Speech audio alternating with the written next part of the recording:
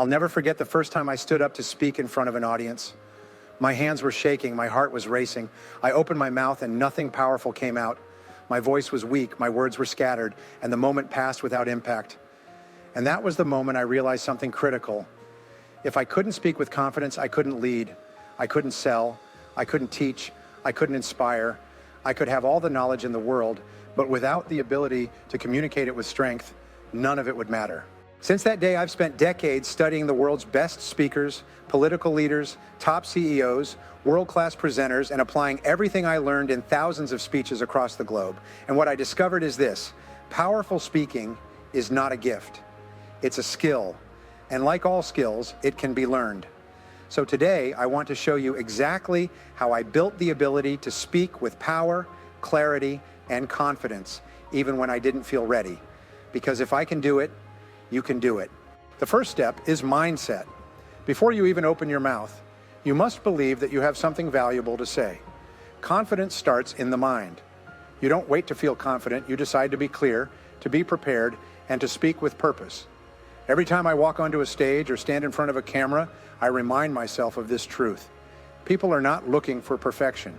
They're looking for authenticity, for clarity, and for leadership.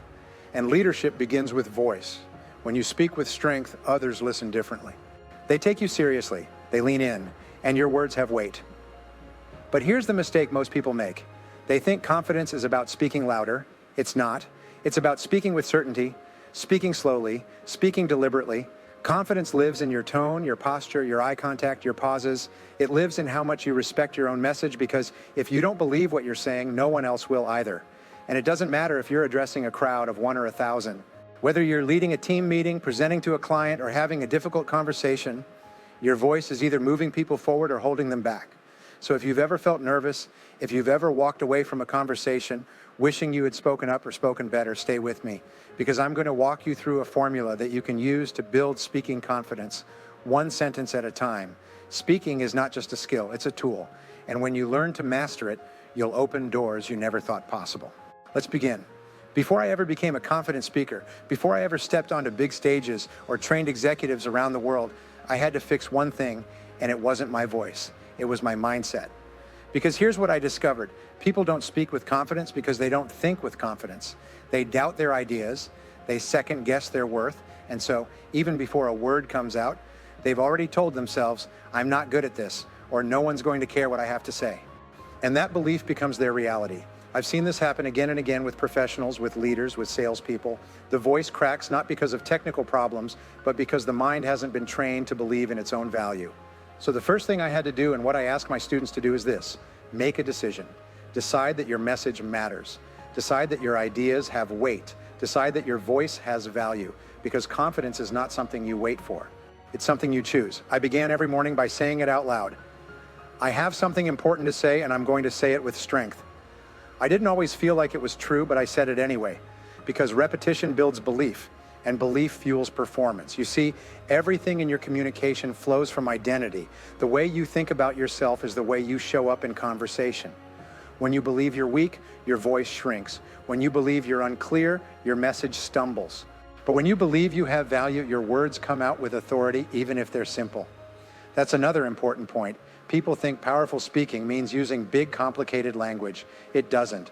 The most confident speakers use simple words, but they speak them with certainty. They don't speak to impress, they speak to impact. And that mindset, that service over self mentality, is what transforms communication from fearful to fearless. I remember one executive who told me, Brian, I get nervous in every meeting. I never feel like I belong in the room. I said, that's because you're thinking about yourself. You're thinking about how you look, how you sound, whether they'll like you.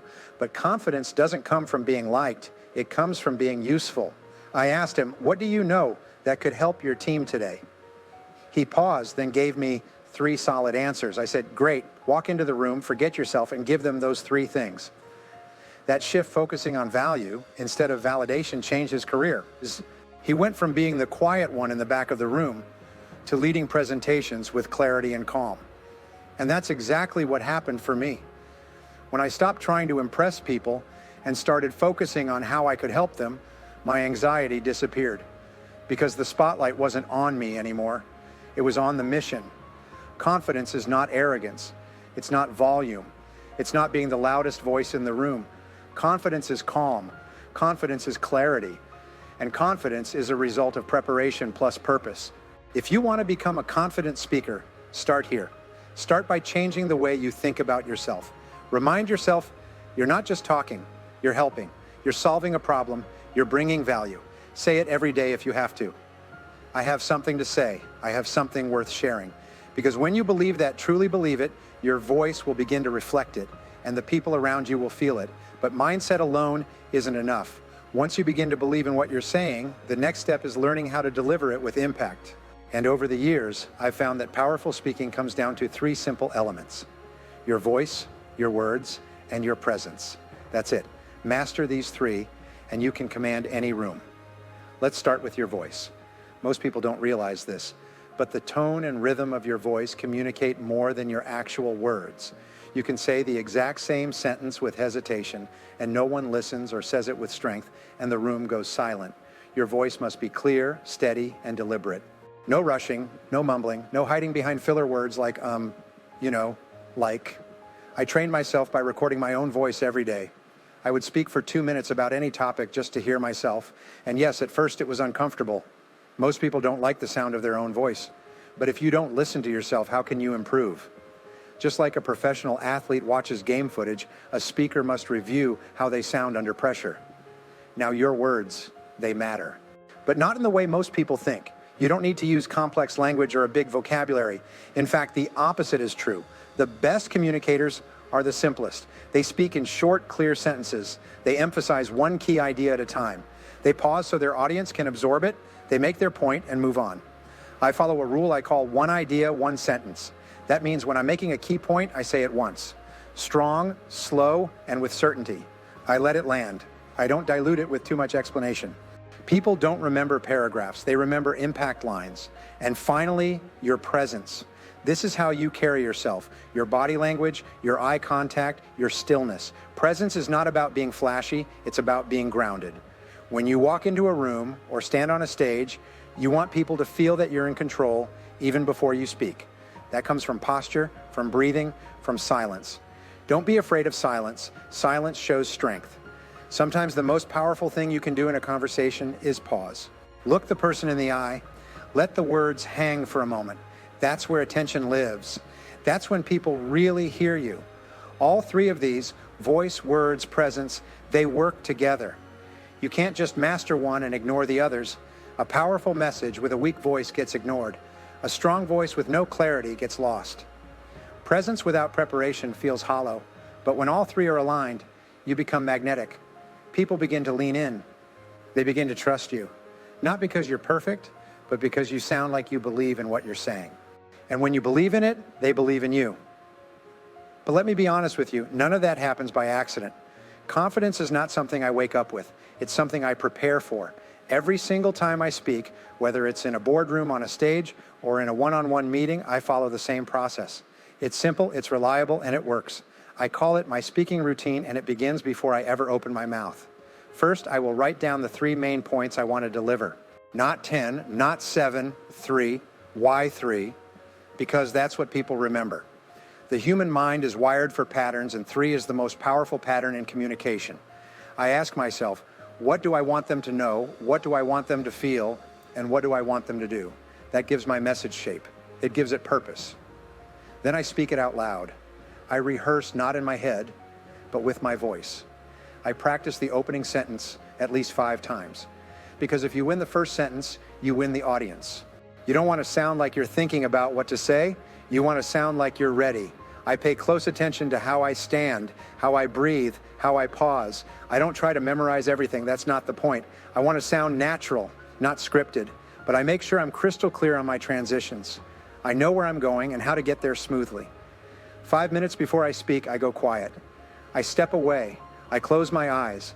I take deep, slow breaths. I visualize the moment I begin speaking and the calm, confident presence I want to project. I see the audience leaning in. I see the idea landing. I remind myself, I'm not here to perform, I'm here to serve. And if I feel nervous, and sometimes I still do, I don't fight it. I welcome it. I reframe it. I say, this is not fear. This is my focus.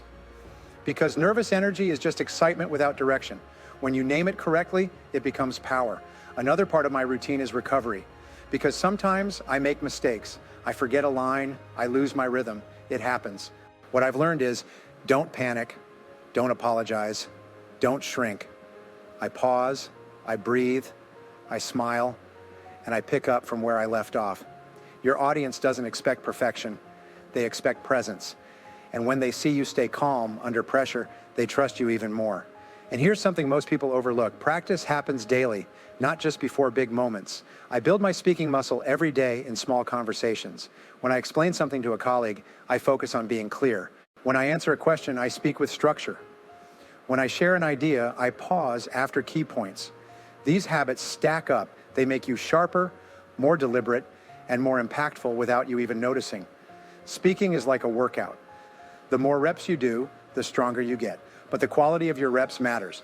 Don't just talk, just train. Don't just speak, just build. Start with short sessions, 2 minutes, 3 ideas, 1 topic, record yourself, review, improve, repeat. This is how I built my confidence, not in one day, but over years. Through repetition, through structure, through preparation. And you can do the exact same thing. All it takes is a routine and the discipline to follow it. But just as important as what confident speakers do is what they don't do. Over the years, I've noticed that truly confident communicators all have one thing in common. They've eliminated a set of habits that silently sabotage most people's ability to speak with impact. So let me walk you through 5 things confident people never do when they speak. And if you can start removing these from your communication, you'll instantly gain more presence, more clarity, and more authority. Number 1, they don't apologize for their message. Weak speakers begin with phrases like, this might be a dumb idea, or I'm not sure if this makes sense, but let me tell you something. When you discount your own message, people will believe you. You train your audience to see your words as uncertain even before you finish your first sentence. Confident people don't overqualify. They speak with ownership. They say, well, here's what I've observed, or here's a key insight we need to look at. Not arrogant, just clear. Number 2, they don't fill silence with noise. You've heard it before. Like, you know what I mean, sort of. These filler words creep in when we're unsure or uncomfortable. But here's the truth. Silence is more powerful than rambling. A pause gives your listener time to absorb your words. A pause makes your point land. Confident people are not afraid of silence. They use it to create space, to create presence, to create gravity. Number 3, they don't avoid eye contact. I've seen professionals deliver entire presentations while looking at the screen, the floor, or their notes anywhere except the people they're speaking to. But connection doesn't come from your slides. It comes from your eyes. When you look someone in the eye as you speak, you build trust. You show certainty. You demonstrate that you're not hiding. Confident people know that communication is human and humans connect through presence. Number 4, they don't speak too fast. Many people think that speaking quickly shows intelligence or energy. It doesn't. It shows nerves. When you rush through your words, you send a message to your audience that you're trying to get it over with. But confident people speak slowly. They give their words room to breathe. They emphasize key ideas with intention. They control the pace, and in doing so, they control the room.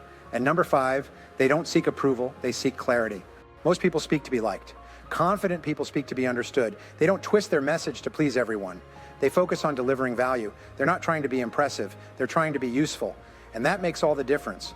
When I stopped trying to be liked in every conversation, everything changed. I stopped over-explaining. I stopped second-guessing. I stopped walking out of rooms wondering, did I say that right? Because now I ask one question. Did I say what needed to be said clearly, calmly, and with purpose? And when the answer is yes, I walk away with peace of mind. Because that's what confident communication is all about. Not performance, not perfection, but purpose. At the heart of it all, here's what I've learned after a lifetime of speaking, selling, and leading. Your voice is not just a tool, it's your leadership in motion. Every time you speak, you are either elevating the room or draining it. You are either creating clarity or adding confusion. You are either showing up with intention or just filling space. And confident communicators understand this. They don't see communication as just words. They see it as responsibility. Every sentence, every idea, every pause, it all carries weight. Because when you speak, you're not just sharing information. You're shaping perception. You're setting a tone. You're guiding decisions. You're building trust. That's why the most powerful communicators, the ones who leave rooms speechless, don't rely on tricks. They rely on principles. They don't fake confidence. They build it, and they build it from the inside out. They prepare. They reflect. They slow down. They simplify. And most of all, they care. They care about the person on the other side of the conversation. They care about the mission behind the message. They don't speak to be heard. They speak to serve. And that right there is the key. You speak with power when you stop trying to prove yourself and start trying to be useful. That shift will change everything, because when you remove the pressure to impress, you create space to connect. And when you connect, your words land. And when your words land, people move. Ideas grow, results happen. You don't need to be the loudest person in the room. You need to be the clearest. You don't need to dominate. You need to resonate. And the way you do that is by speaking with calm conviction, grounded in purpose, fueled by discipline, guided by value. So if you've ever hesitated to speak up, if you've ever sat in a meeting holding back an idea because you weren't sure how it would sound, if you've ever walked away thinking, I wish I had said that differently, this is your moment. Because now you know it's not about talent, it's about the process, it's about practice, it's about preparing your voice, sharpening your thinking, and stepping into each conversation with clarity and purpose. And it starts with one decision. Decide today that your voice matters, that your perspective counts, that you are worth being heard. Speak that truth every day until it becomes your standard. To help you build that habit, I want to challenge you. For the next 30 days, I want you to take 2 minutes a day to speak out loud. Pick a topic, speak about it with structure, just like we've practiced here. Record yourself, review it, improve it, and repeat. Don't wait for confidence, build it. Because the truth is simple. You don't find your voice, you build it. One sentence at a time, one moment at a time, one day at a time. And when you do, people will hear you differently. They'll trust you more, they'll follow you faster, and they'll remember you longer. So speak with power, with purpose, and with confidence. Your voice can change the game.